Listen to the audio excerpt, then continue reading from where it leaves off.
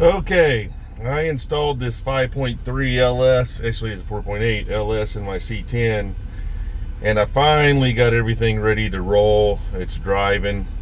I'm sitting here, I'm idling at 550. I've got pretty much everything on the computer set for stock 4.8, and just idling right there. This is going to be my log. That's my short-term fuel. And we're going to go out and see if we can take this thing for a spin just a little bit to kind of understand what we got to do. So in order for the tune to log and log correctly, you got to run the motor under all kinds of different conditions. I'm not going to do that today. Basically, you're trying to get it where it fuels up and runs in all the different blocks. So under conditions, under load, under RPM, light load, heavy load, hard acceleration. You see a lot of those guys do the dyno runs where they rev that thing all the way up. We're not going to do that. That's the last thing that we got to do. The first thing we got to do is get everything dialed for just regular driving, to make sure it's fueling correctly. I did notice that when I do give it a little bit of acceleration, that it does want to miss just a little bit. When I say a little bit, hard acceleration.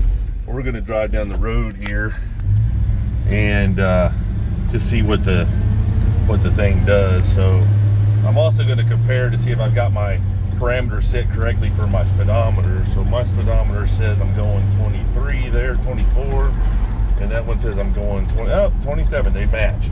So I put the parameters in for my gear ratio, for my tire size, and did all the things so the speedometer will work. So when I do get a speedometer, because this is an electronic speedometer, runs off VSS, and the one that I had in it before was a cable speedometer that it did work correctly. None of those are going to match up unless you buy a conversion kit. The conversion kit costs just about as much as an electronic speedometer. Right now I'm using the speedometer on Waze to tell me how fast I'm going. But I can tell you right now, just stock with really not even doing anything, the motor runs way better than that 350. It's just got way more instant power, no carburation or anything, and I've literally haven't done anything. So looking over there at the short-term trim, I am trying to drive, so I am videoing this with my kind of doing this blind. But see where everything's green? That's actually not bad. Just as long as we're not too rich. This is a very, very good base point for my homemade intake that I built, and the Amazon shorty headers that are on here. So not too shabby. We're cruising down the road here at 39 miles an hour, and yeah, works good.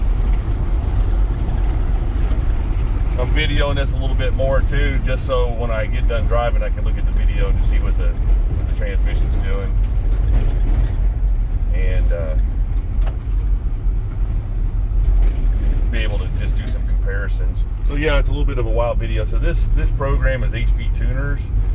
My computer was a 5.3, so I had to take a stock 4.8 tune and convert it, and then it had VATS, the alarm system. I had to delete that, which I had to take a class to do it. In order to get into the program, you got to buy credits.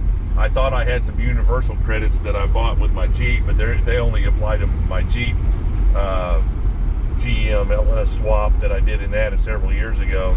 So the credits are like $200. I don't remember this one was $100 or $200. I don't remember. I think they're $50 a credit, and it takes a certain amount of credit to do this. But yeah, looking at my my fuel trim, I'm not unhappy with that at all for just a base